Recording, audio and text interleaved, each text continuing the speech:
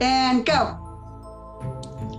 Hey everyone, welcome back to Haunt After Hours. I'm Heartless Heather, and we've got an exciting show for you tonight. I'm here with Nanny Janny. Hey y'all. Actually, we're gonna have to restart this because I don't know who was with Craig. Oh, Alicia.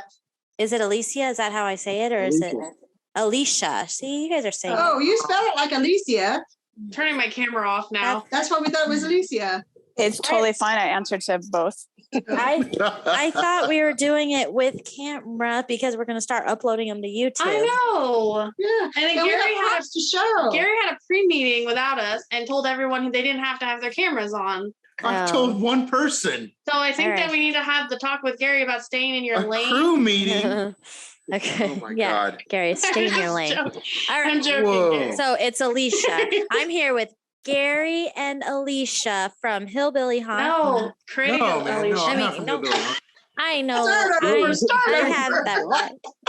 Doesn't it say the names on your screen? It does. I'm looking at Gary. Wow. See, Gary, if you would have had your camera on, you'd have realized it was you and not Craig.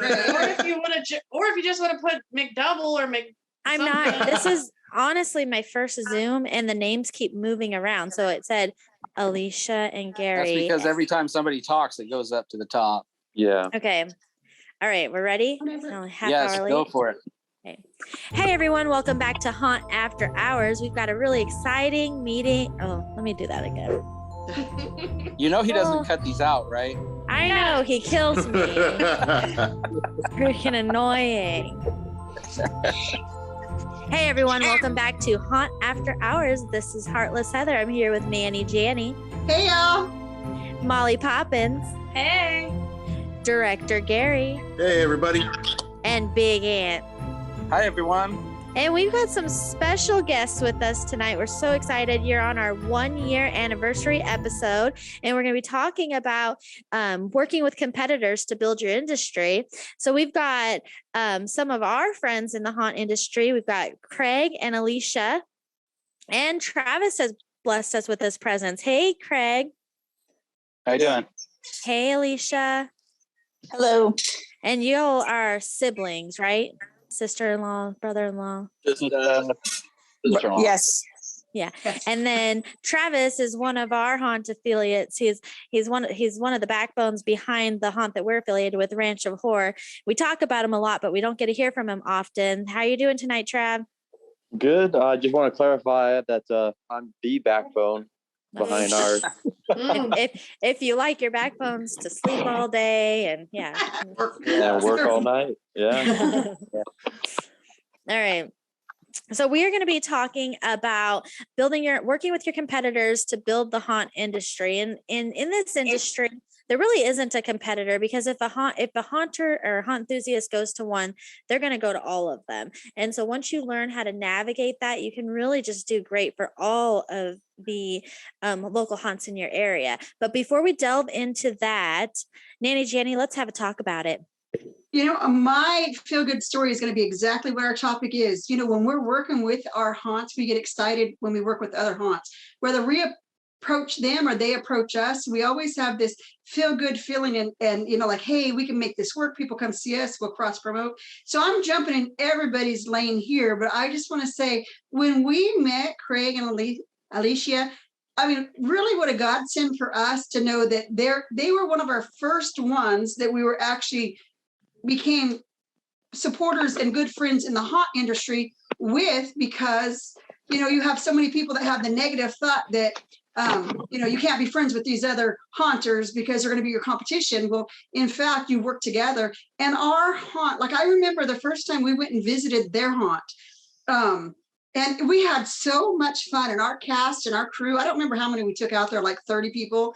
They absolutely loved it. And they loved the idea that, you know, that they had a day in the season, and Craig and Alicia opened the haunt up for us on a special night. And we had so much fun that night and sat by the bonfire afterwards with them and just talking. And it, you know, just really appreciative of the behind the scenes tour that they took us on, and the hard work that goes into the hard work that goes into it, when you can really appreciate it. Absolutely. And I'm sure we're going to talk about this the whole subject long, but there's Baby Penny. Hi. Ready for that road trip? He can't hear you. Yes, yes. She doesn't have the special earphones on. Right. Anyways, I remember in the early days when we met them and him, when we had some issues and him willing to come out and work with our team here. They had their own haunt and willing to come out and help us with ours on when we're having some challenging moments. And, just really great. Nothing bad do I have to say about any of our competitors, but really so much good I have to say to the ones that are in business with us to create the ambience that we do and the excitement and the entertainment for the haunt enthusiasts. So For the excited good of about the tonight's entire show. industry. Yes. I agree. And I want to say, I know we talked about Trans World on the last podcast, but I'm just finished up tonight with all of our paperwork and stuff that we had to do for the end of the season counts and what have you not. Y'all missed a really good trade show. I'm really sad. This would have been the year for you guys to come. I don't know if you heard that.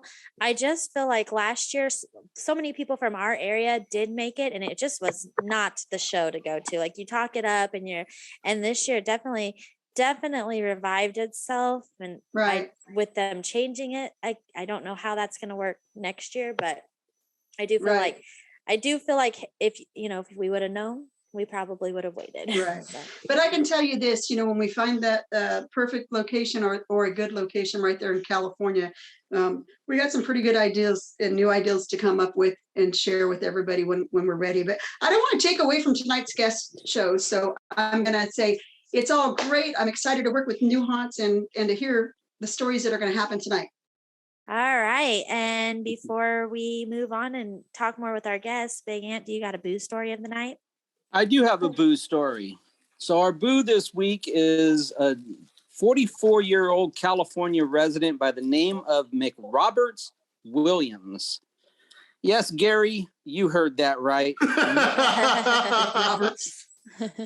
You by chance know him by chance? I don't know. I do. He goes to the Series McDonald's. Oh, does he? Oh, okay. Yeah. All right. So we're going to blame this gentleman on Series then. So old McRoberts was visiting Delaware one weekend here, not too long back. And he must have got short of money because he made the decision that he was going to go into the local Wells Fargo branch and rob them. So on a Saturday afternoon, he walks in and he hands the young 25-year-old woman who was the cashier a note informing her that this was, in fact, a robbery taking place. And in turn, she did what any good cashier would do. She went ahead and handed him over the money without any threat. And McRoberts did what any brain-dead idiot would do as walking out of the bank. Now think about this. He's got a newly found cash flow in his hands, lots of cash. And he knows firsthand that people in Delaware, well, they might just rob you, right? So what does he do with the money? He stops at the closest ATM and makes the deposit, which happens to be sitting right outside, robbed. So Robert Williams was no trouble for the police to find, and he was booked with second-degree robbery, a felony. And there you go. So he robbed the bank and then went right outside and deposited the money from where he robbed? Well, yeah, he didn't want to be walking around with all that cash. Oh my goodness. Oh, Lord. I can tell you what happened. He was just trying to get arrested so he can get away from his family. Oh, please. Oh, please. So Travis, yeah, when you're sitting in jail, I just what it was. It was a family vacation he was on, and he Get me out of here. Fast track me out of here. I don't know. So there you are. All right, friends. So we've got with us tonight, we've got I'm sorry, not Gary. We have Gary with us all the time. We've got Craig and Alicia and Travis. And Travis kind of brought Craig in. He kind of made the connection with Craig. So Travis, just tell us, let me do a backstory. There was a year, or probably our second year into haunting, we were our first year. one of the big haunts in our area reached out to us and was like, next year, let's do some cross promoting and this, and that. And so the next year we did do that. And I did help to grow us a little bit, because they were sharing our name, and of course we were new into the area. So we were like, yes, that's so cool. The big haunt in the area is sharing our name. Then the following year we moved locations, and by that time, we were just in a prime spot, and our name had started to grow, but I was still reaching out to local haunts, bigger haunts in our area. Now we were in between two big cities. So I was reaching out to established haunts on the more northern side of California, or the Central Valley at least. And I will never forget talking to one of them, and he's like, no, like, why would we ever do that? You are our competition. And I was just taken back by it. I was like, oh, okay. And so then it kind of sets the tone for, okay, maybe we don't reach out to people and try to cross promote. And then that same year, Travis had introduced us to, or started talking to Craig. I don't know if Craig had came to a haunt or whatever, but it was definitely a great connection. So Travis, fill us in and go ahead and share your guys' story. Yeah, well, I think the first thing I wanted to recap is on what Janice said. Craig was definitely one of our first big family friends, family haunters that became a big friend of ours. But before we met them, our first Heather, you said it, our first haunt friends was a local haunt that was huge in our area. Are we allowed to say their names? Or we? You can say their names. Yeah. I don't Okay. think It was Frightmare Farms, which was a huge, very successful haunt. Everyone knew who they were out of LeGrand. And and they were very nice to us, like Heather said. And then the following year, their family just got, everyone grew up and went to college, or they started having kids, and it was just too much. And unfortunately, kind of the evolution of how some of the haunts go, they just, it was too much. And they decided that they were going to call it their last year until the future, whatever the future has to hold. So then we lost our only friends in the haunt industry, and we were kind of looking around, and we were going through our own battles with some one of the other haunts. And one thing I want to say that we learned very early on, and that I encourage all haunts to do, is that you should make friends with all your local haunts and really promote, because the thing is that the more known your area gets for Halloween, the more clientele and customers that are going to come your way. Because once you do one good haunt, they're going to look for where can they recreate that experience? Where can they go and do more? Right. And I think the biggest thing, if you can encourage even the home hunters, the people who just decorate their garage to just grow and be bigger and better, because you want those customers to come through and hit every haunt in your town. And the more successful and good quality haunts that you can have in your area, the better it truly is for the industry in a whole. So we shouldn't be.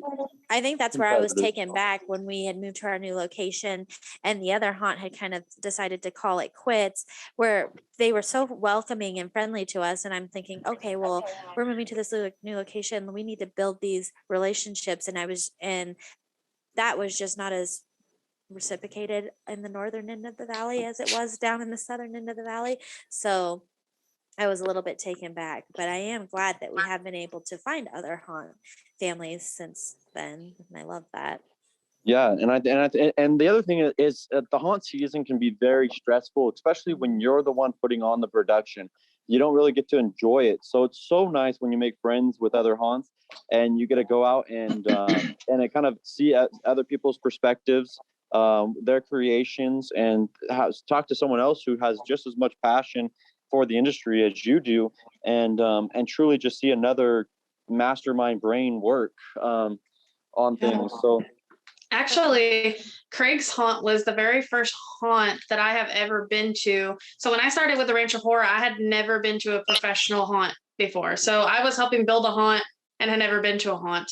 And now addicted. And now so she's addicted. I was hooked from the minute it started. I was actually kind of jaded because Halloween has always been my favorite holiday, but I didn't even know that this was like even a thing, you know, the industry, which is weird, right? But when we got to go, it was my second year, I believe, that we went to Craig's Haunt. And it's just incredible. So they do it's a home haunt, right? They're not like on a big scale. They do invite the public in, a limited amount of them, and just for like, I think it's just for. It's not like open to the public. It's invite only, but it's not like a home haunt like you. It is definitely like a high budget, well thought out. Yeah, Yeah. that's one thing. It could Incredible. definitely give any professional haunt a run for its money. Yes. Sure. Oh, I think it's better than a lot of the professional haunts that we go to. Definitely. Yeah. And that's what I want to say. Like That's Branch one, of Horror. yeah, well, that's one of the things that we realized. Some. That was one of the things that was really cool to see was, you know, we're just two different types of productions. Right. You know, Craig had the ability to build and do all the cool things that we would dream of doing. And we were just a different production that was more for, you know, we went to a fairgrounds. We only had 2 weeks to set up. We were kind of a carnival style festival. We were The more black tent, the black tent, black plastic tent. Yeah. So and people loved us.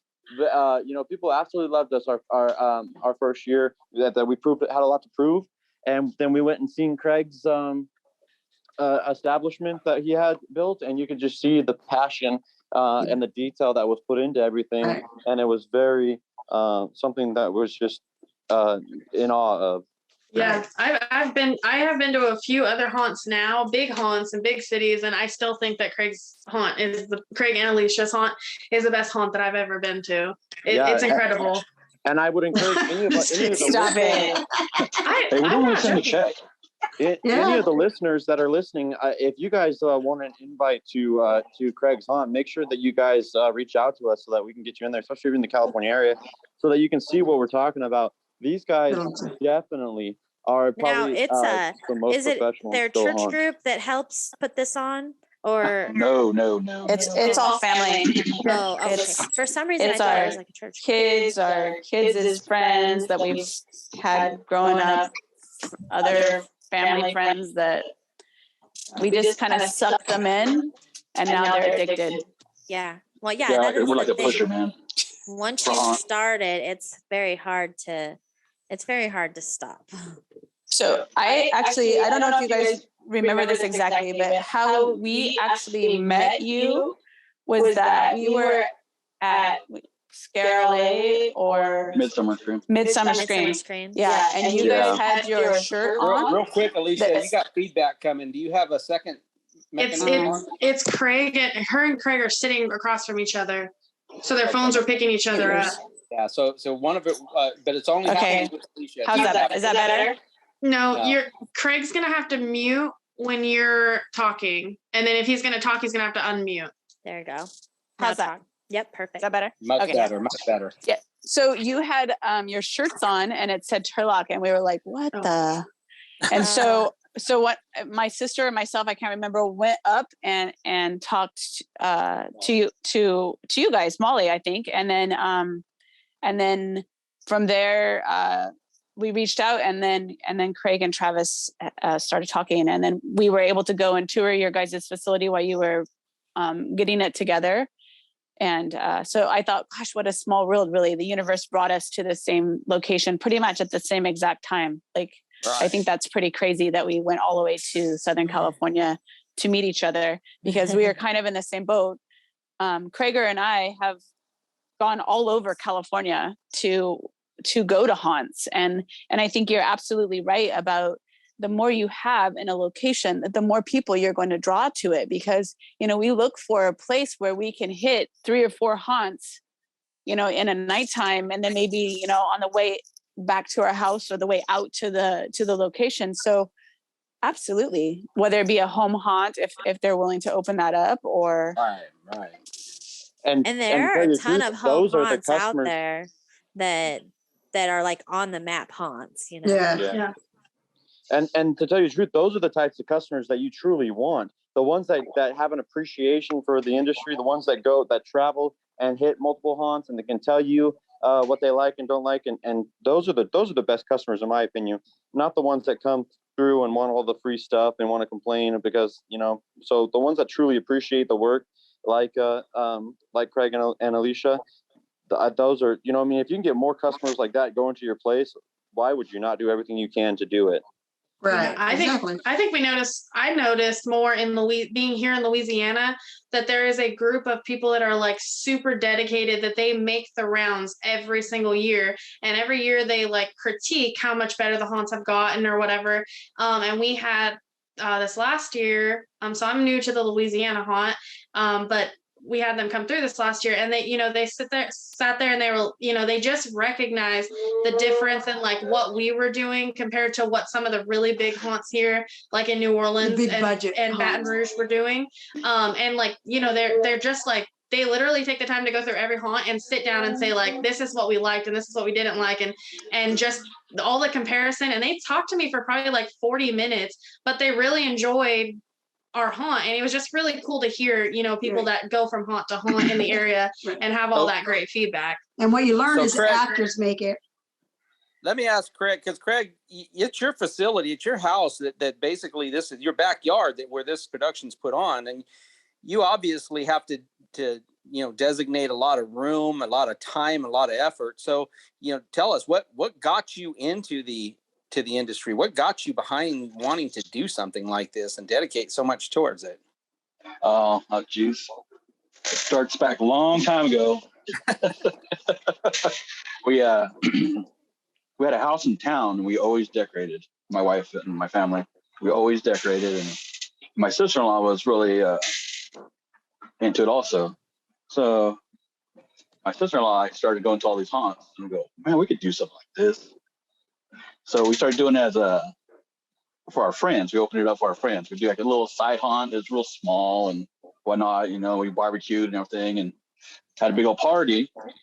Well, we figured out, we'll put all this effort into it. By the time we're done scaring everybody, all the food and stuff was gone. So we never got to enjoy that part. So we're just pushing out all this food and drinks and all that stuff. And we go, you know what? It's just, how it goes. It just expands from there. I mean, it started like on one little tiny section to a little bit longer. It doubled the next year and double and double. Well, we have like a few acres out here in the back, and it seems like it just grows and grows and grows. It's like it's a strange disease that you get. Yeah. Well, and you take it down every few years and rebuild. You told me once, like you do a new theme every few years. Every 3 years we rip it down and we start fresh with a new theme. See, so I find that interesting. So what are you guys on now? Now, I thought that they had told me that like a couple years ago was your last year, but then I know I seen you last year at the show. So you're still doing it, right? Yeah. So we didn't do it at 2020 and 2021. Okay. Because of all the good stuff. Right. But yeah, the world stopped. Yeah. But yeah, no, we plan on doing it. I mean, we had a breakfast meeting last week, and we're discussing things. We're getting the crew back together. We're gonna have like a big old barbecue out here and talk about it, see who can make it. A lot of our actors and stuff, our kids and stuff are going to college. Are graduating this year. Right. So we're gonna lose you're losing part of your cast. Yeah. We're losing almost all our cast. Oh no. That's rough. So yeah, there's like I think 5 of them are going to college. Well, good for them. Yeah, but are they bummed about missing it, or are like that's what's hard for me. Like I never in a million years thought that I would be so deep into this haunt world. I cannot even watch a scary movie by myself. Anything paranormal freaks me out. Like I don't know what I believe, but I believe everything when somebody's telling me it. So everything scares me. And then I just never I taught for years and I have a master's in HR, just never thought I'd be in the haunt industry. But after spending a couple of years, I think after my first year, I was like, I want to do this like forever. And now I just can't imagine, like, it's probably at the time now where we're like, we just need to walk away from it. But I just can't imagine not doing it. So right. Yeah. So as your kids going to college, are they getting the degrees for marketing and HR? Because there's some things you just can't say to your cast members without HR getting upset. And I think my daughter's going to be in the medical, so she can take care of people out here. Yeah, there you go.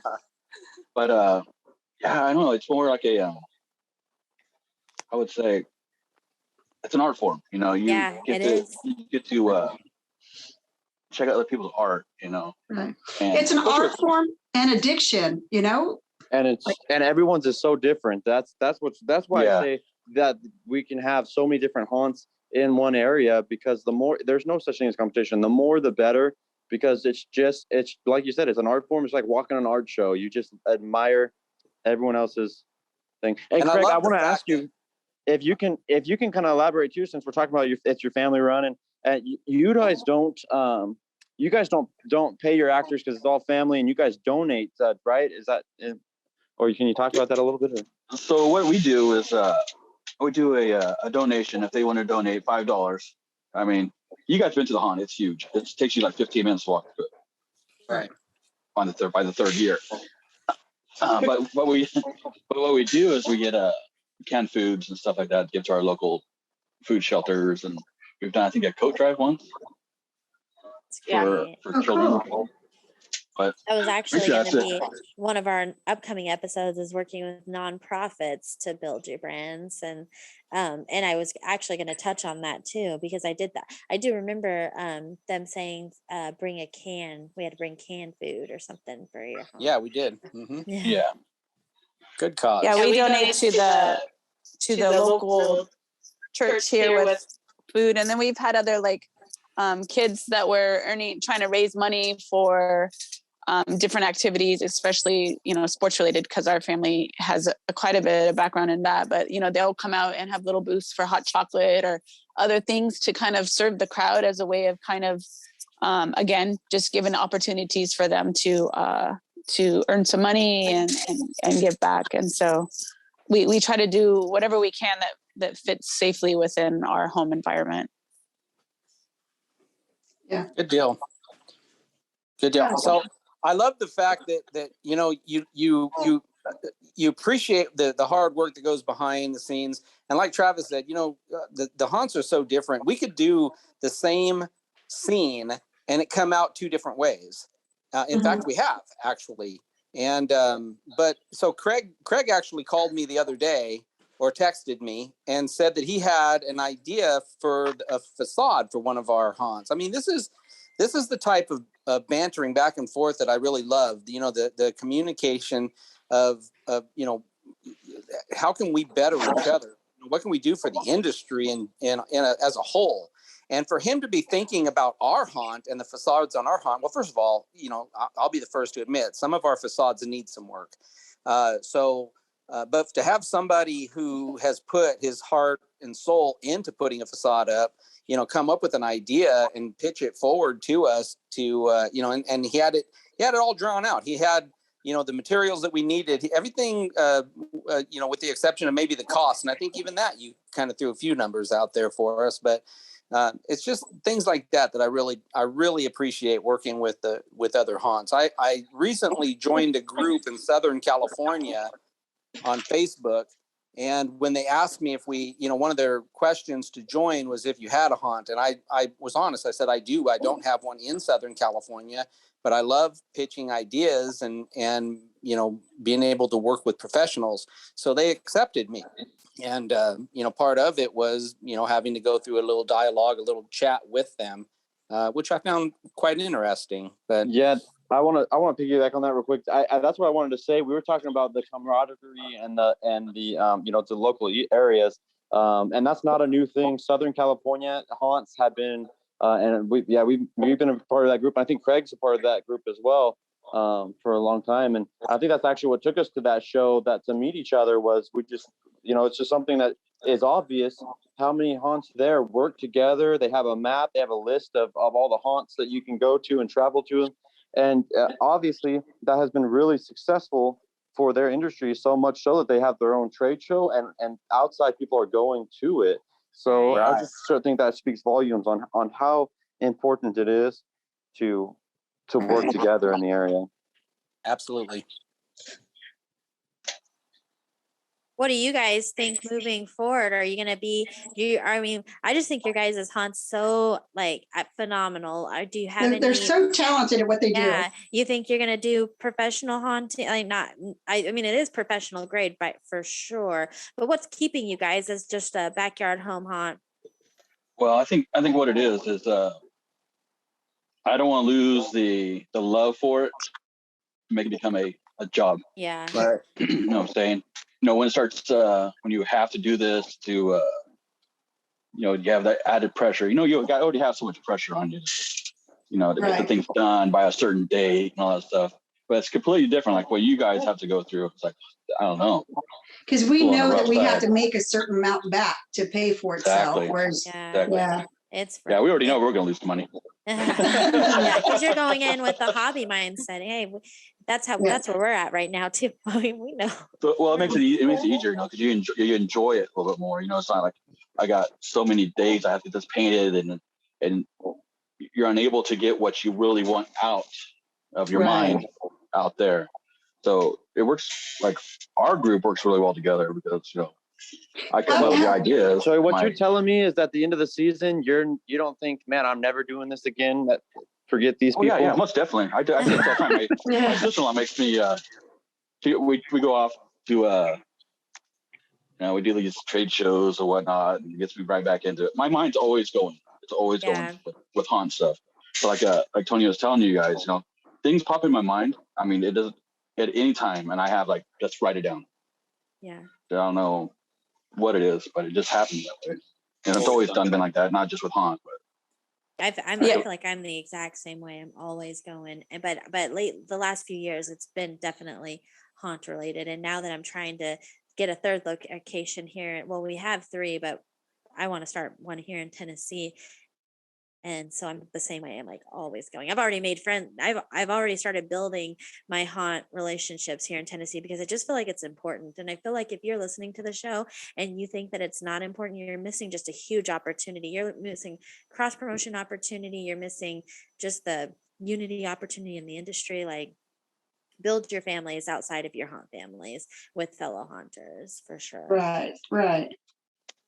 Yeah, as you were talking about, you know, if we was going to go as a pro or whatnot, that's when we reached out to you guys, and you know, you allowed us to come out there and you showed us all this stuff, and you know, we asked you guys questions. You guys didn't have to do that, you know. So. But it's a passion that we share. Yeah. I mean, you know, our group, we share the passion, and to bounce. It's one thing we bounce ideas off each other, but then to have another group that you can bounce them off of and get a different perspective and eyes on. Like, yeah. We really appreciate that too. And, you know, just having the opportunity, because our cast hardly ever gets to go out and see another haunted house, to share with you guys. You know, you guys stayed open and let us come through, and we let your group come through. You were sort of a mending process during our haunt season too, because about the time we're about ready to just rip each other's throats out, we decided to go to visit your haunt, and with welcome arms we're welcome. And and everybody just gets their second wind that night. But I'm sure listeners we have some listeners that are you know, in the professional haunt world. We have some home haunt listeners, and I do wonder what the like, because we are ready to kill each other by the end of the season, or just like ready to take a month away from each other, or just ready. It's not necessarily each other. It's the stress. It's just the stress of the haunt. Yeah, it's not. It has nothing to do with any particular cast member or it's just the haunt season is just exhausting. Do you guys get through like that too? We have like I have a saying, we don't say the F word during haunt season. Like, I don't want to hear about your feelings. You can save your. Well, for us, it really worked out well because you can talk to me about your feelings and cut up. It worked out really well for us because she leaves me alone. Good. She takes all the work.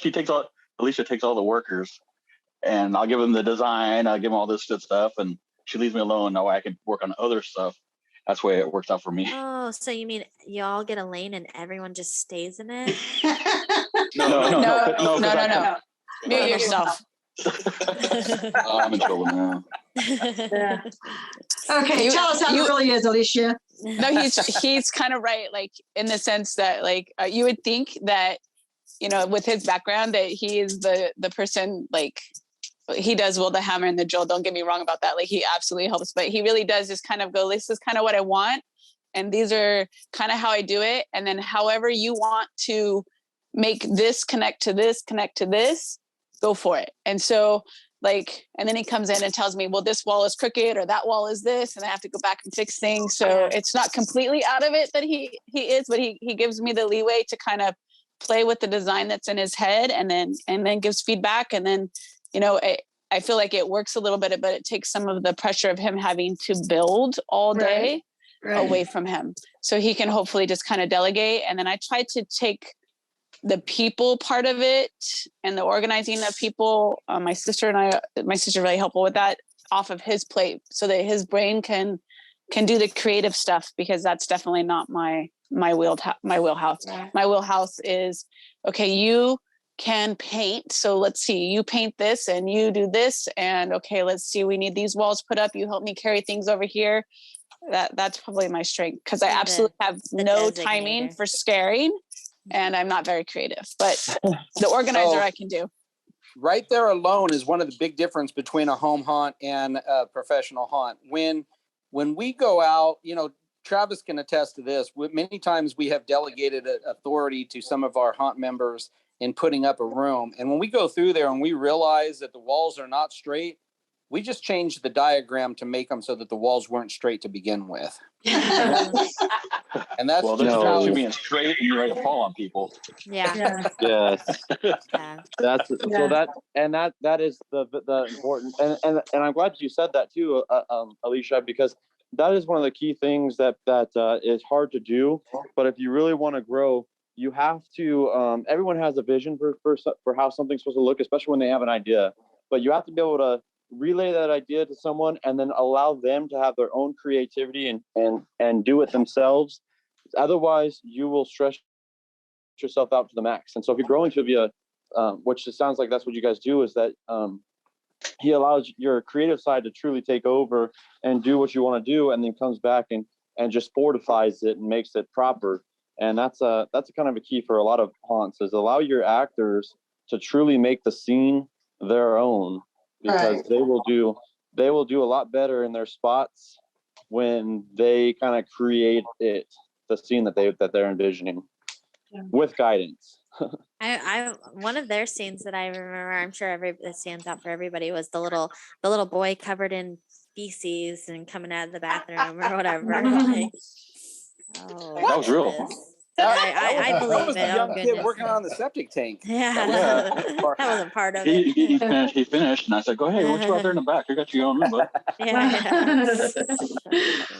I wanted to touch back on, you know, I think that we've hammered in a lot that, you know, as a haunt, as a rancher horror, that we think that it's important to network with your local haunts and really just cross promote from a marketing perspective, but really from many other perspectives of the relationship that haunters have. But if you think about it, really every other industry that I can think of networks, right? That's what makes them successful, is working with people. I mean, that's what they have trade shows for and get-togethers and different things like that. So I just feel like I really just want to make sure that we're making that clear, just especially in this episode, that I just feel like it's so important.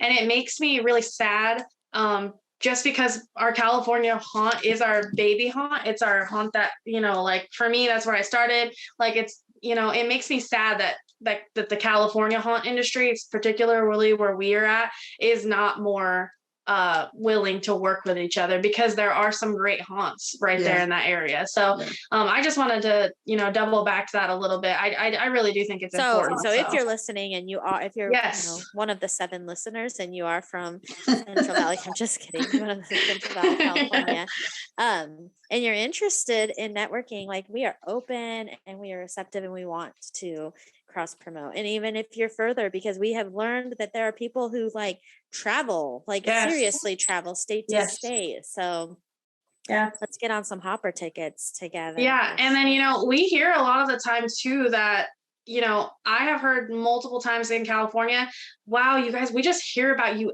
everywhere. Like literally in October, like you guys are everywhere. So like to another haunt, I just feel like even just to like spread your marketing dollars, just to market with us should be attractive. I just feel like, because that's something that we really spend a lot of time doing. So I just don't get the mentality, but I am really glad that we did meet Craig and Alicia. And I don't think we even said the name of their haunt, but they are Mack County Asylum. And I just think that, you know, I feel like you guys really changed the way that I feel about. I am so confused. I thought they were Hillbilly Haunt. It is Hillbilly Haunt. Oh, Yeah. Why do I have Mack County Asylum was the name of the haunt you guys came to. Okay, That I'm was the sorry. theme. All right. Oh. That was the Nice, theme. Yeah. Molly. Yeah. Okay, So well, our very first shirt actually has like our first kind of haunt, which is like an old hillbilly house. And that was kind of Gotcha. on it. Yeah. So the name of your haunt is Hillbilly Haunt, but you change the theme every 3 years, Got and it. then with the theme, the name kind of change. The name of the haunt changes, but the name of the but The The name of name the of the attraction. house changes, but the name of the haunt is the Right, same. right. Got it. The I apologize. t-shirt design will be kind of similar, but it'll tweak a little bit of what the primary premise is. Love it. Yeah. So, you know, one of the things I think about, like when you're trying to share, because I think that you guys did a really great job at marketing, because you could hear you, like in this area, you heard about your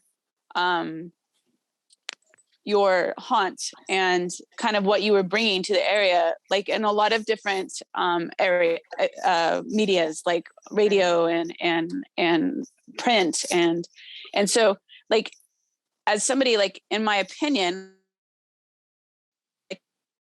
I understand that you can kind of feel competitive where, okay, there's $20 or, you know, 2,000 people that's going to come to haunts and I want them to come to my haunt instead of yours. But we all know, if you are in the haunting industry, that once you get bitten by the haunt bug, you are going to go and you're going to seek out opportunities to go. So if we can make our mindset be more like that 2,000 people will become 4,000 people because they love it. I mean, we have people who absolutely say, I don't like haunts. I hate haunts, whatever. And then the next weekend, they're bringing 5 more girls or guys or teenagers screaming because they thought it was, you know, so fun. You know, it's entertainment for a minute in time. You are transformed. We are in a pasture. We have dust and uneven dirt, but somehow people believe that they were in an asylum. Yeah. Right. That's the part that, you know, it is so amazing, and it's very addictive when you can get them to squeal and laugh and do all of those things. I am just like you. I cannot watch scary movies. Our haunt is 200 feet away from the house, and when it gets dark outside and I'm working hard, sometimes I spook myself. I have to go in, grab somebody to come out and finish working with me, because I am a chicken and I don't pay good attention to detail when I go through a haunt, because most of the time I'm buried in the back of Craig. So it's really embarrassing, but I love it. And I'm totally addicted. And so I think that if as an industry or as a community, we can start to recognize that we are growing this passion or this love of that. And I think that maybe starting that, and I know Craig, you know, has talked about this before, and I think you guys even too, before the haunt season. So we have those like little get-togethers where we're doing prop building or looking at different costume sets, or it's just something to kind of maybe even help the home haunter who's, you know, just starting and wanting to look at different ways to do things. Maybe that could kind of calm down that sense of competitiveness and kind of share that joy of, this is what we do and this is what we love, and let's do it together. And I think that's where we clicked with you guys, because I think we all felt that way and we just clicked, we got it. And it's like, how can we move forward? And then COVID hit, you know, so we're all at a standstill, but I think you're spot on what we wanted to say tonight on this podcast about working with your competitors. You know, you summed it up perfectly, Alicia. And I'm very hopeful that everybody's going to come back with a great 2022 season. Like, I think. Let's hope. Fingers crossed. I think we got plans for Inch and 4, hopefully. All right. This is our 1-year anniversary episode. We've officially, as of today, been recording our episode weekly for an entire year. So yay. Yay. Molly Poppins has decided she doesn't want to do marketing anymore. She wants to take over Cody's Creative Toys. So Where's Cody, by the way? Where's Cody? he shows Where's up when Cody he with the wants K? to. So are we going to call it Molly's Creative Toys or Molly's junk in her trunk? Okay. We'll work on that. But I do think that I really like having the prop segment on here. I think that props, it really just bring a haunt to life, as well as other things. But I think that the props, like, people will just spend so much time in this industry, Right. taking their passion and building props, just like we do scenes. So I really want to do something fun with this. I have a couple ideas that I wanted to share with you guys tonight, that my vision for this segment, and I wanted to make it a little bit more interactive. I want to see our podcast where we're coming back each week and taking some of the things that you guys are suggesting, or I just want you guys to kind of have fun with us while we do it. So I have two things I'm working on with the prop segment. I thought that the 1-year anniversary show, as we kick it off, will be the perfect time to talk about those. So the first one is, I have a prop that I bought from Spirit, that I just wanted to take this very basic, it's like a clown hammer, it's got like a keg on the end of it, and I want to turn it into something amazing. And I've never built a prop before. So I've had this for a while and I don't even know where to start. So what I want to do is each week, I just add something to it until it's fully built. And I wanted to take recommendations from the podcast listeners on what the next step is that I should do to it. And it would just be kind of like we're building it together. Does that make sense? Oh, so, right now, we will post a picture on our Facebook page of what it looks like right now. And if you guys could give us some feedback on where you would start, and then I'm going to do whatever your suggestions are. So you can get a hold of us at hauntafterhours@gmail.com or on our Facebook page, Haunt After Hours, and kind of just do this with me. I'm hoping that we get interaction back so that I can report on it each week. But I'll report back with my other prop that I'm working on, props from other companies as well. The other thing is, I really think it would be cool, because we're going to start doing video, which we were supposed to do on this podcast, but somebody doesn't have a camera on their computer. I think that's bogus. I think he has a camera. Right? I think he's not wearing his makeup. Yeah, right. He's I'm not wearing my makeup sitting around either. with 6 McChickens around him. He just doesn't Yeah, want I think All the that's more what it rappers. is. Yeah. We have a winner to announce too. Movie director Gary suddenly doesn't have a camera, but it's cool. McDreamy, Gary right? McDreamy. Yes. Doesn't have a camera. Director Gary. Yeah, you're pulling the wool over our eyes. But we will be on camera and in film for all of you to see what our beautiful faces look like on the next podcast coming out in our second year. So what I want to do is, if anyone is interested, if you make props on the side, if you make them at home, or if you're a professional prop maker, if you would like to be featured on our show, I'm going to set up a PO box. If you guys want to send me a prop to review on camera, I'm going to review any props that I get. And then we're also going to take those props to the 2023 Trans World, and we're going to give them away. So we'll give tickets out there. We're going to give code words on the show. We're going to give a whole bunch of ways that you interact with Haunt After Hours to try to win those props that are given to us. So there'll be more details coming about that. But I just thought it would be a fun way to, feature people that make props and also get interactive. But I will start reviewing props from different companies. So if you're just interested in that, you can also shoot us an email to hauntafterhours@gmail.com.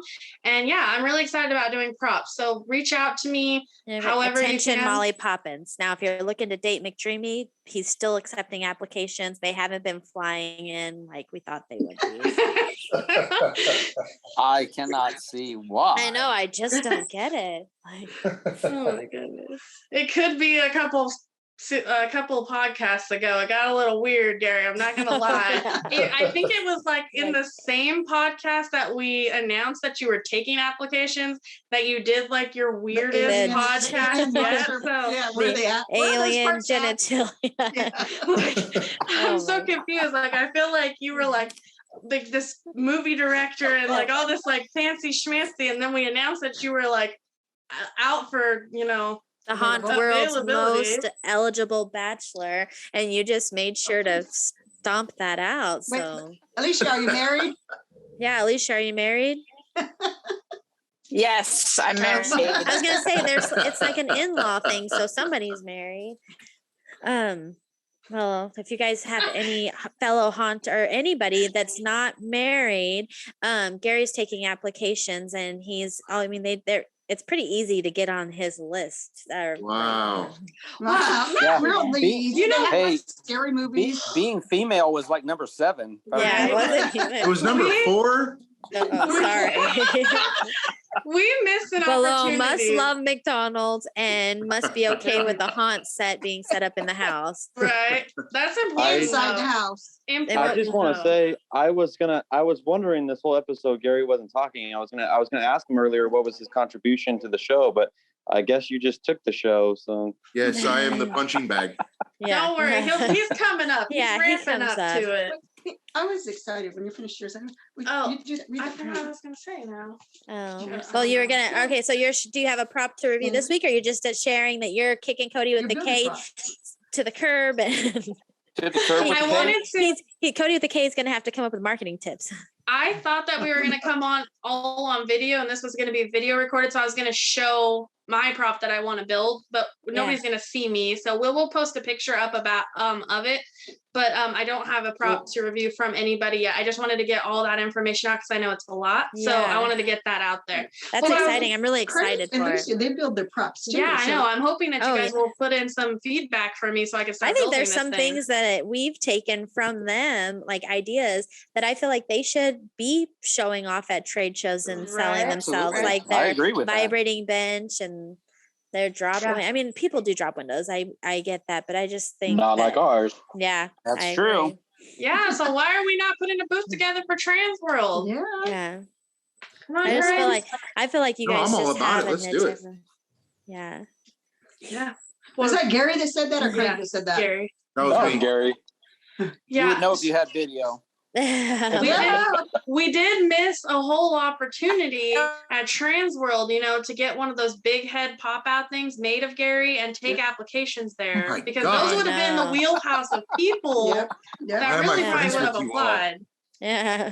Dang it. So Thank you for trying. next year, guys, and Greg and Craig and Alicia, the houses that we have found, like they're plenty big enough to room you and a few others. So it breaks down the cost for everybody. And we actually found a new hotel that's a little further out that we kind of like, that we got at a reasonable price. So I really think they said 2023 is going to be even better than this year, which the exhibitors were really great. The attendees, we had not as much as there's been in the past, but the exhibitors were back, Some of the for attendees sure. just got in my way anyway, so that might Yeah. work out better for Yeah. us. Yeah. we lost somebody. Uh-oh. It was Alicia. Oh, she's back. Yes. All right. So Molly Poppins, are you finished with your? Did Craig pop off?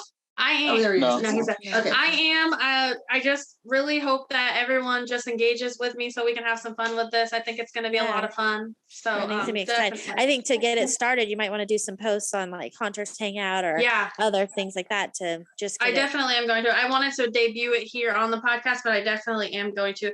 I think Janice This is the winner. I don't know if You announce it. What am I doing? Just remember last week we said we're going to start picking the winners from the orders that we had from the ones that visited at the trade show. Oh, okay. So Janice and Heather went to Trans World and they met a lot of people, got a lot of customers, and we're picking winners to what are they winning?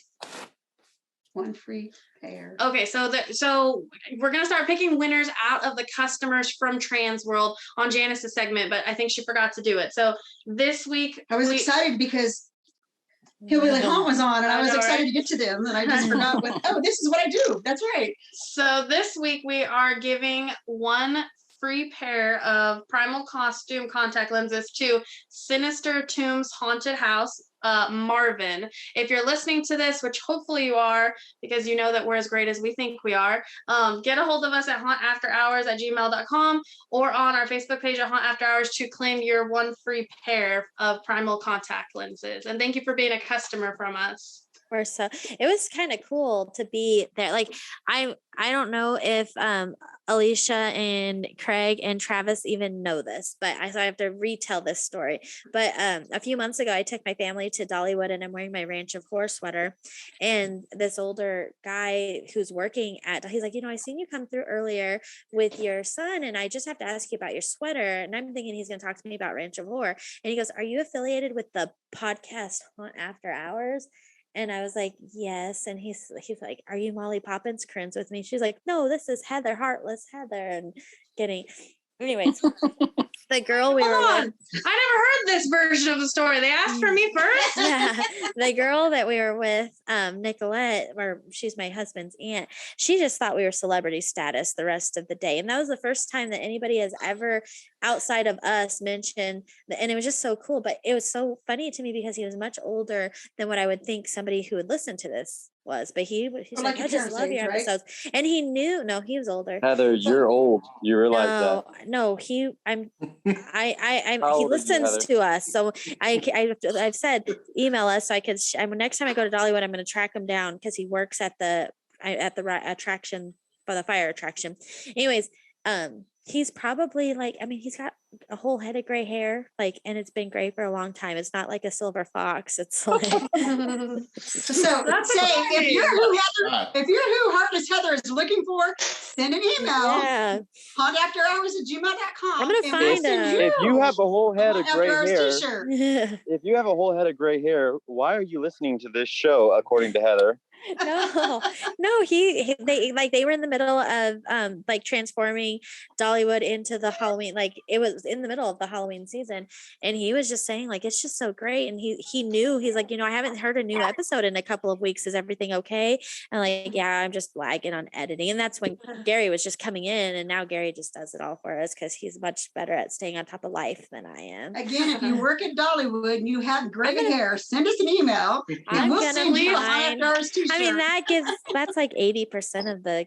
Please make sure that you put attention, Heather, not attention, Gary. Yeah, we don't want to get confused. The subject line, it's misconnection. Please. No, but then at Trans World, we had people coming up and wanting autograph. They would come to the Primal booth because we'd mentioned being at the Primal booth, and they were looking they weren't coming to get contacts initially. They were coming because they wanted to meet the Haunt After Hours people. And so that was just, it was just really cool. Did you give an autograph? Staring at us who are you? They asked her. Yeah. Did you give an autograph?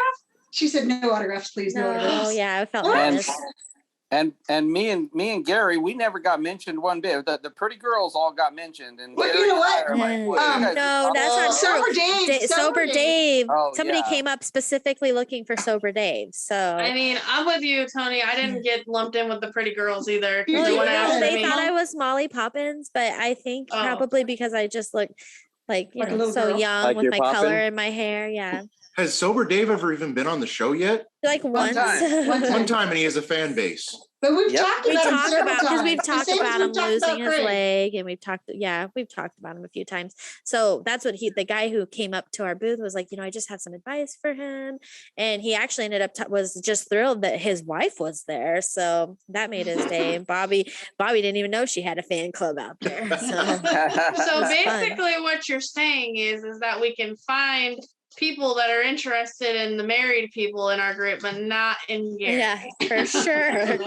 Poor Gary. What I'm saying, we'll hook you up yet. What I'm saying that may is when we get video on this thing, though. What I'm saying is, Jonathan from Primal Contact Lenses, Haunt After Hours brought some customers to your booth, so you can sponsor our episodes for. There you go. All right, and Director McDonald's Gary. Modesto, California. Yeah, Haunt they should After be. Hours brought some customers, but you're Sure. right. No, I was gonna say McDonald's across the country because after Gary started talking about McDonald's so much, we all ended up at McDonald's at the same exact time a few times. Dude, that was so weird. It was we were all writing each other. We were in different states. Different states. Yeah, all eating McDonald's at the same time. Yeah. Right after. And I don't usually eat synced up. McDonald's at all, but yeah, our cycles synced up because Gary talks about it so damn much. Yeah. I was only there once today. I'm pretty sure that they're paying him to do subliminal No, I take that back. I messages. was there twice. this morning I was heading up to work on a project in another town, and I had breakfast there, and then I got thirsty, so I went through and got a Diet Coke and a water with no ice. Wait, hang on. About $1.50 altogether. So you were only there twice today. What does a normal day look like, Gary? Wait, no, I have to have an answer. No, he gets it's free that drinks. damn app. You know how good the deals are? Gary, I need an answer. How many times a day do you go to McDonald's? I'll have on to look at my average? bank statement. Oh my gosh, Gary. Is it more than the fingers I have on one hand? No, I don't. Oh my gosh. I don't Sure, think I I've only gone have that 5 many times. fingers on I'm one not gonna time. say So no. breakfast, lunch, dinner, snack. 4 times. How many times, Travis Well, then you gotta and get a glass of tea between. Travis and Craig and Alicia, how many times do y'all go to Alicia? I'm so sorry, I know the name. Do you all go to McDonald's more than once a week? Hell no. Yeah, right. That's not normal. Once a month, but maybe just because my kid wants it. I can vouch though. I mean, as a bachelor, you find yourself at McDonald's more often than not because it's just cheap and easy. That's exactly right. It's cheap and and easy. let me clarify. But that's not the type of girl he's looking for. Yeah. No. Just to clarify, Alicia, just so you know why everyone's messing up your name is because my fiance's name is Alicia, and she spells it the same way, and everyone calls her Alicia. So then That's people what in I their was- head mess up. Yeah, That's they what try to- I was gonna say is like before I met Alicia, I would have said Alicia all day long. So I don't know why Janice keeps struggling through that name. I feel like I just totally like manhandled her at the beginning of this, like, show me your face, because I thought it was Travis's fiance. And then I wasn't even paying attention. I said, "Oh, that's not Alicia."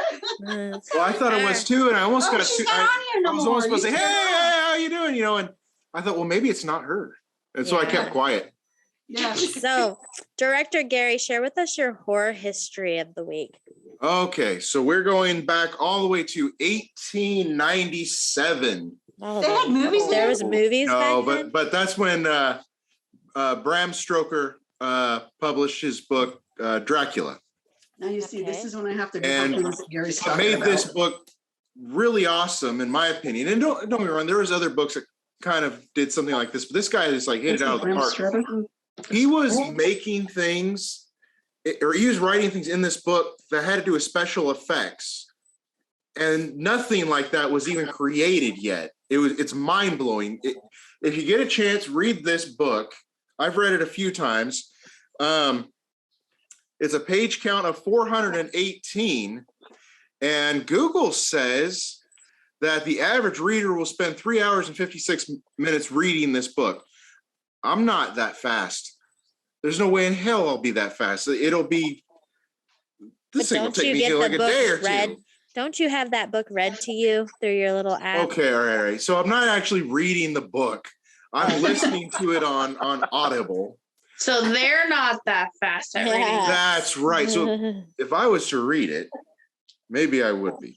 So this later on, Francis Ford Coppola in 1992 made a film based on it. Now, not once since this book has been made, well over 100 years ago, not once has an actual adaptation been done of the book. So for him to put, and you'll see this in theatrical shows as well, they'll write the person who came up with the story's name in their title, even though it's been modified. So you have Bram Stoker's Dracula in this title. But if you actually read the book and watch the film, there are some large differences. For instance, one of the whole plots of the film is Dracula is angry at religion and had cast away his, I believe it might have been Catholic beliefs, and has pledged allegiance to the devil. And he was given immortality, but he must feed on the living, right? In the book, he has no idea why he's lived so long, but he knows he has to feed on people to keep alive. We know he's been alive for centuries because he's talking about past wars to Jonathan Harker as he's keeping Jonathan in his castle prisoner. In the movie, he's wanting to spread his illness. Well, actually, in the film, he's going after Nina, who's Jonathan's fiance because she looked so much like his wife who had been I think I'm blanking on that. I don't know what the hell happened to her. Anyway, she's dead, right? And that's what pissed him off to begin with. So he's going after that girl because it looks just like his dead, whatever she was. So in the book, he wasn't interested in love whatsoever. And the three girls that he has living in his house, like, it's kind of like this Hugh Hefner thing, but I don't think he's doing anything with them because they asked him point blank in the book, don't you love at all? And he said, well, to sum up what he said was kind of, he used some more like dramatic things like that. So the thing is, I loved the movie very much and I loved the book very much. But again, there really hasn't been an adaptation yet of the book Dracula. So in the book Dracula, did he ever find his dead wife? The Mina, was that his wife? He wasn't in the book. Yeah. He was never mentioned of having a lost love. All he was wanting to do, see, if you read some people's interpretation of why he was leaving to go to a different place to live, some people are saying he was looking for a new hunting ground. Other people are saying, well, he did it because the heat was getting too strong where he was living at the time, and he's afraid people are going to start turning against him. And some people think he left to spread the plague of what he was, because he did have the ability to turn other people into vampires. And I think it's all up into interpretation. I really don't have an answer for why he left, because it is sort of vague. But it was clear in the film that he was going to try to hook up with this Nina girl, among a few other things. But it was basically that reason. And it didn't work out, obviously. So completely two different stories, but they titled it Bram Stoker's Dracula. The end. Do you think you can, like, after we get a couple movies under our belt, we can do a better rendition of it? Who, me? Yeah. Why? What do I do? Oh my gosh. You don't think you could do it? You don't think you could take the book and just make a movie out of it? Oh, can we make a movie out of it? Yeah. You guys want to pay for it? Yeah. Yeah. Maybe. Let's get a couple. We need a castle. Let's get a couple more. Craig, can you be on that? Craig and Travis. Craig. We need a castle. We need Castle. gypsies. We need an insane asylum. We need Oh, you got to Just see London. Asylum. Yeah. We need a few things. Just a few $100. We could do it. Yeah. There's a castle in Snelling. There you Yeah, go. there is, isn't there? There is Throw a the castle. asylum back up. Yeah. Yeah. There's been some Yeah. good stage productions of it. Me and Molly and I know the guy, and he would be all for it. He would be all for it. See, and that's the thing. We could do it, but we just couldn't do the exact interpretation of the book. Why couldn't we just pay for the rights of it? And that's the glorious thing. This is in the public domain. So after a certain amount of years, it becomes the public's property. Oh, really? So we can do whatever Why we want. couldn't we do it the same? What's the Say again? as long as Yeah. you credit? Yeah, why couldn't you if do it you the same didn't as long as you credit 'em. them? I missed it. He's saying, why couldn't we do you it? follow the book?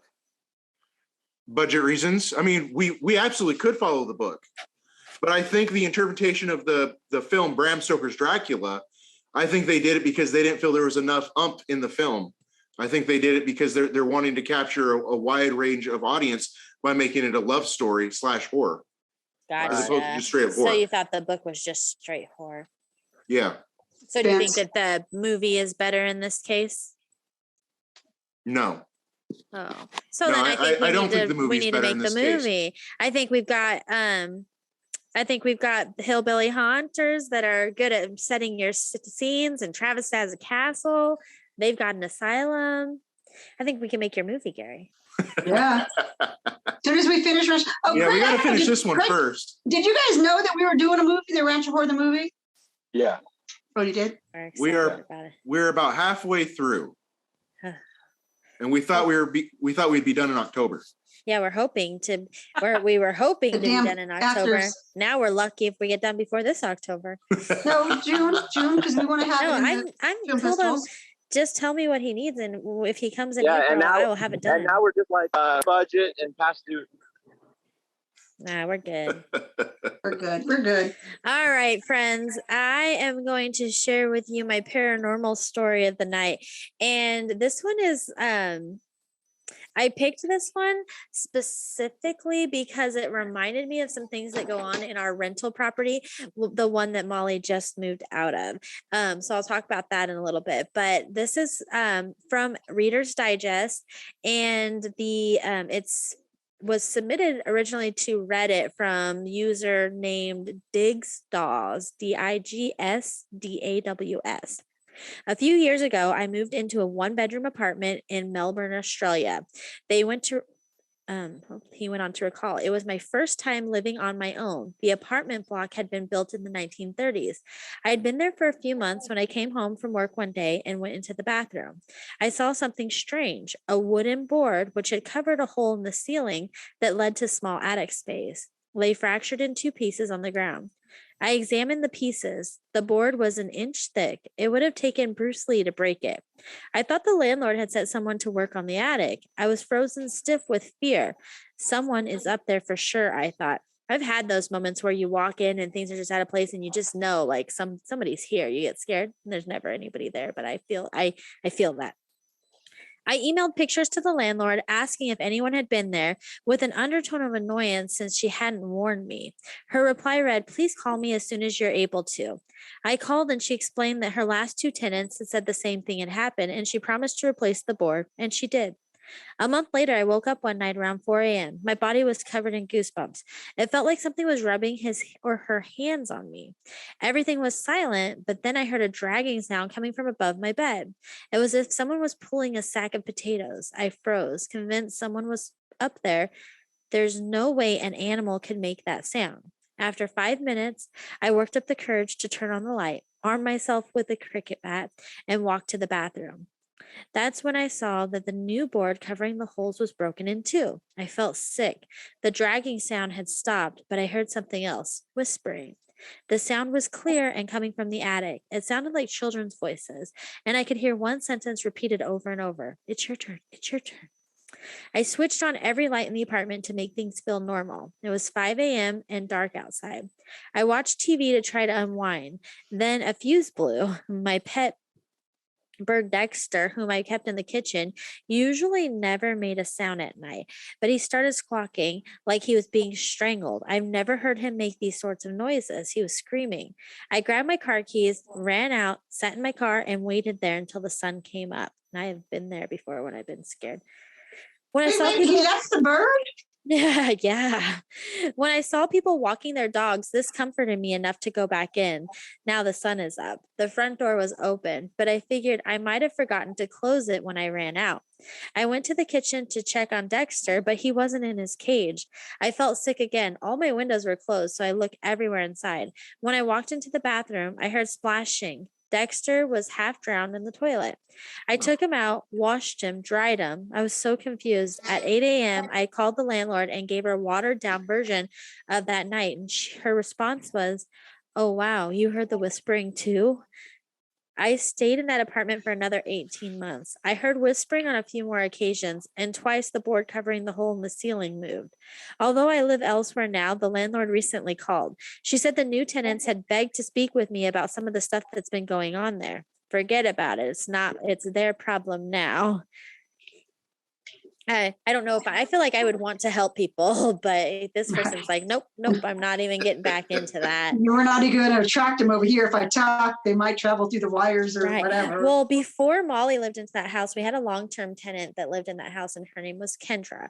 And Kendra was very nice. She did have a boyfriend that was kind of a wackadoodle, but she would tell us all the time, like there's noises coming from the attic. There's an animal in the attic. She would tell us raccoons were in the attic. There was fleas infesting the house. And so we were always getting the place bombed for fleas. And we were just like, how is these raccoons getting in the attic? But she was always saying that she would hear these animals in the middle of the night, but they never had any appear. That was just them thinking that there was animals in it, because there was never any evidence that there was animals in the attic. Like there was never anything chewed up or any feces or anything that you would expect to find if there were animals nesting in the attic. Well, then when Molly moved in and she started hearing her coffee pot turn on at random hours or whatever, so And she don't even drink coffee. It's just there for when we visit. Or like there was candy on her floor one time. Oh yeah. And a stuffed animal showed up out of nowhere one time. Mm-hmm. So anyways, I just was reading through that and I was like, oh, that sounds like that house. So I was able to put myself in the scene. And I don't know if he had little children up in his, I don't know if that was a mind over Matt, like what was going on there, but that's kind of creepy. And I have been through every one of those scenarios where you just are like frozen in fear. Like, what do I do? Do I move? Corinne gets like that now with just random stuff. But I've also been like, so when I used to live on my own in my little mobile home in Merced, there were a few nights where I would sleep out in my car until the sun came up because I was afraid of whatever noise I heard in my house. And I don't know. I feel all when we lived in Hawthorne, Nevada, in the on K Street, we had a entity in the sometimes I'd swear it was a live person up in the attic area, and in the washroom, you had to go through the washroom to get to the bathroom there in the hallway, and there was the entrance to the attic there, and it was easily removable, and you kids were too little to even climb up on the wash machine and move it, but quite often it was moved out of place. And so one day I taped some jingle bells to it. Tape some bells to it. Yeah, so that I could hear when that moved to see who was actually doing that. And it was never you kids. Oh, so people thought I was weird. Where they came in, they see these bells hanging from the ceiling. Like, what is that for? Did you ever hear the bells? Did you ever hear the bells? Yeah, but there was never anything there that you could see. Oh my goodness. No, I don't like that. I don't like that at all. Yeah. I thought that was just Christmas decorations. That's what I told you. It was. Yeah. Yeah, Christmas decorations in June. Yes. Yeah. No, I don't like yeah, that. I was never afraid of it. I just knew it was there, the entity or whatever was there. I was never had a fear of it. The presence was there. So, like that. Yeah. It's called the wind. Yeah. Yep, that's exactly what it's called. Right by the door from both ends. So. Yeah, right. So in the middle of the night, it's the only time the wind showed up, like at 2 o'clock, 3 o'clock in the morning. The hallway got really cold, Yeah, it was just the wind. It happens. I don't like that. Happens. That's the same house that you seen the aliens and had the visitors from, Heather. Yeah, so I'm telling that's why I believe. There was definitely alien visitors there. I don't know about ghosts. Like, I don't know. That's pushing what I believe, but I would definitely had aliens. Yeah, definitely.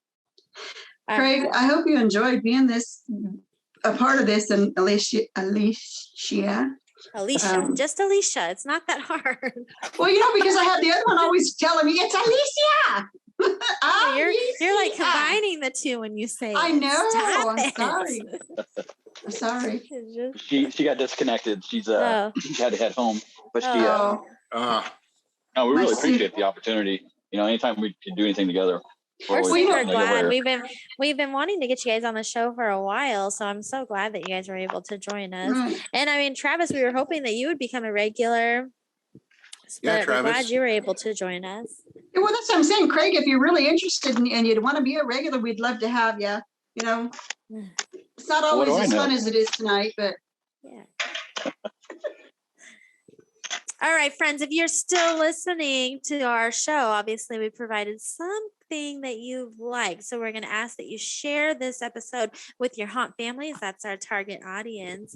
And join us next week. I'm not quite sure what we're going to be talking about yet, but it's going to be super fun. I think what's on the list, Molly? Anybody have the list of what we're talking about next week?